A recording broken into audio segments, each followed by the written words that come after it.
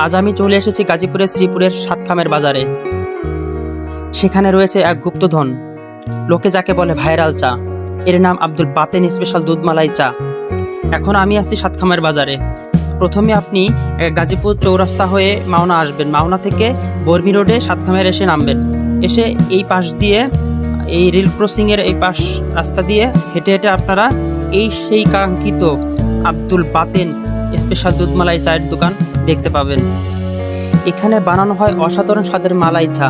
যেমনটা আপনি ছবিতে দেখতে পাচ্ছেন, এই চায়ের উপরের মালাই এবং অন্য কিছু বিশেষ উপকরণ দেওয়া হয়, যা এই চাকে সব অন্য চা থেকে আলাদা করে।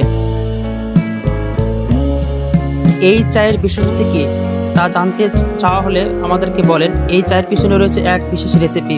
অনেক যত্নে ধাপে ধাপে কয়েকটি উপকরণ মিশিয়ে এই চা তৈরি করা হয়। চা পাতার সাথে দুধ এবং দুধ মালাইয়ের মিশ্রণটা এমনভাবে করা হয় যাতে এর স্বাদ এবং গন্ধ দুটোই একদম নিখুঁত হয়। আপনারা যদি কখনো শ্রীপুর চলে আসেন তাহলে এই ভাইরাল চা খেতে একদমই ভুলবেন না। আমরা চায়ের সাথে পুরি অর্ডার করেছিলাম, পুরিটাও বেশ টেস্টি ছিল। আজ ভীষণ দুটি মজাদার খাবার এখানে আমরা টেস্ট করতে পারলাম। আপনারাও চলে আসেন এই ভাইরাল চা খেতে। ধন্যবাদ সবাইকে।